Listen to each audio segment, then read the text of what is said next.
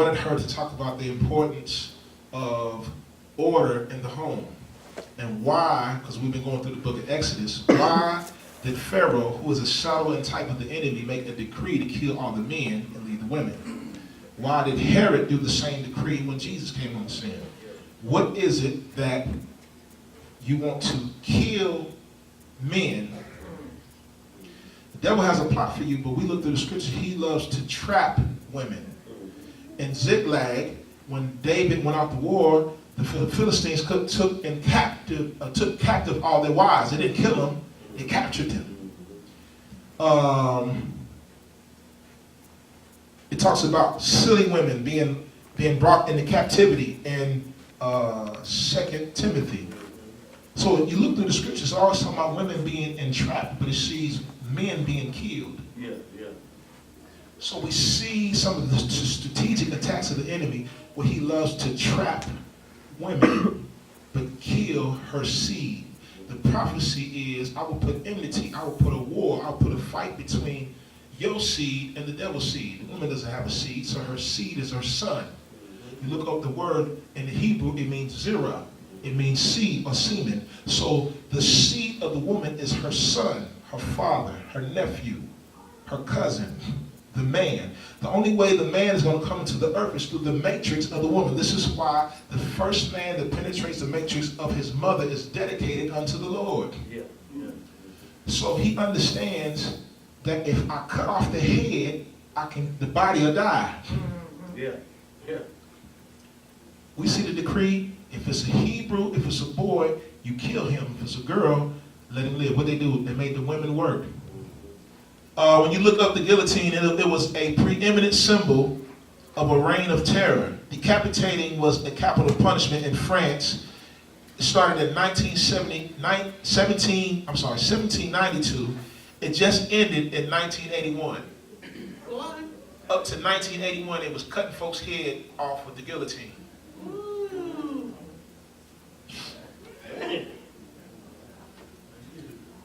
We see Shakespeare coined this phrase after the mass murdering of men, cutting their heads off through capital punishment. He coined the saying, "off with their heads." We see that the enemy understands order, and if I cut off the head, the body will disassemble. Men die more in crib death. Men die, lead all statistics in suicide, homicide, genocide, incarceration, strokes, a congested heart failure. We lead out everything that pertains to death. You have government officials that come up with this thing called population control. You have wicked people that want to abhor wealth and prosperity. So what they do is they classify who is of importance, who's not. Who's not of importance, we'll isolate them. We'll put them in ghettos. We'll put them in prison. We'll put them in places where they're not sucking up resources, food and insurance and all that. This is how wicked people think. When it comes to natural death, certain wars and everything will keep the population a certain way. But now because of science and better scientific breakthroughs, you got people living up to 180 and 120. Now you got some folks who go natural. And you had a woman that was in Africa that was 114 years old. You had a woman in Alaska that was 118. And then you had other folks that they don't have good health, they just sustain their life. They have all kind of meds and life support, and they live to be 80, but they be all jacked up, spine all curved, emphysema for smoking cigarettes. I'm alive, but I sure need some help. You barely get through because you didn't maintain your health. But the bottom line is that for whatever reason, people are living longer, so they're coming up with ways to get rid of the expendables. Ain't that the name of the movie?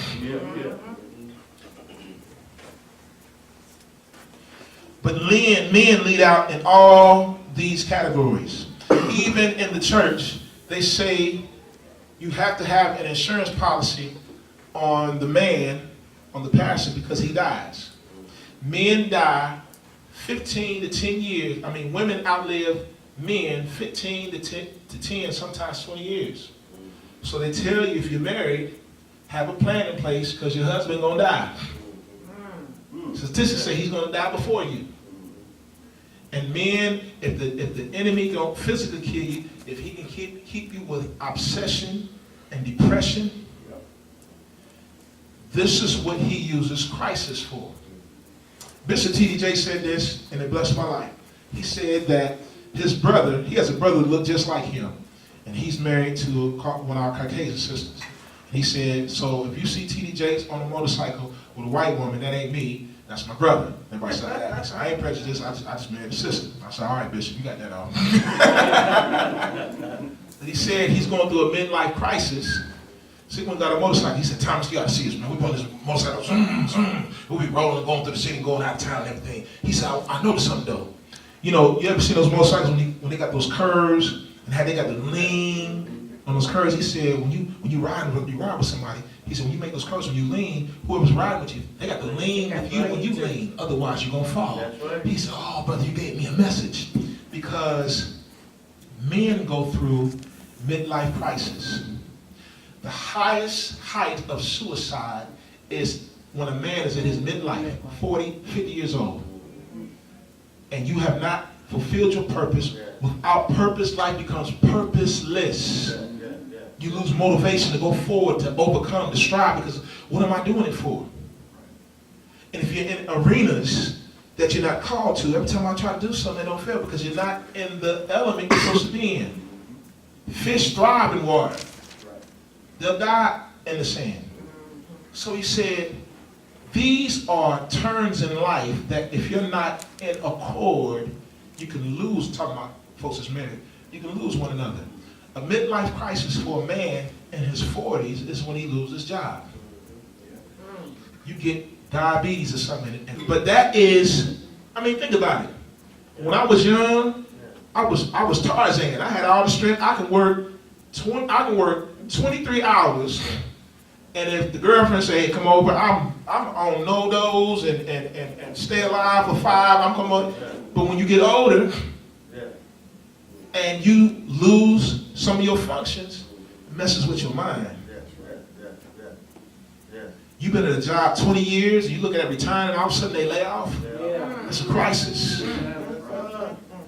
You've been married 20-something years, and come to find out because you just focus on work and not loving your wife and cherishing and do the things, doing your part. Or maybe you did, and for whatever reason she wasn't saved, she run out on you.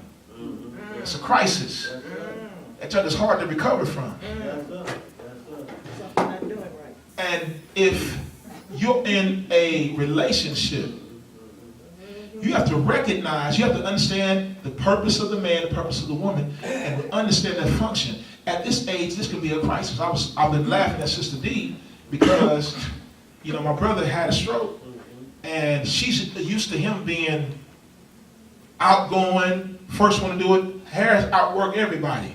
That man would clean the house, cook, clean, fix the truck, go work, go fishing the whole nine. And I need to pay all the bills. He outworked everything. I was tickled because when he was down, he was like, dang, I had to pay the bills. I had to clean this stuff. It's rough. Gary did this. So you felt the weight of him while he was down, didn't you? And then she said, you know, Sister D, you my sister. I was in the bed. I was tears running out my eyes because Harris preached on Wednesday.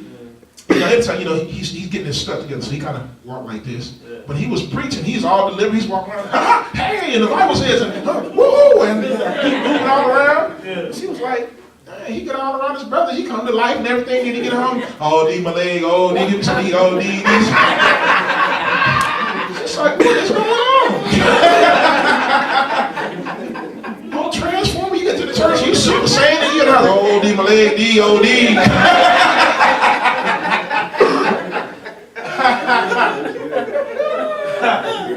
We're accustomed to being strong before people.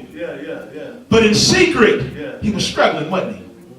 And it's at that moment you have to understand that, and you have to support him and speak life to him.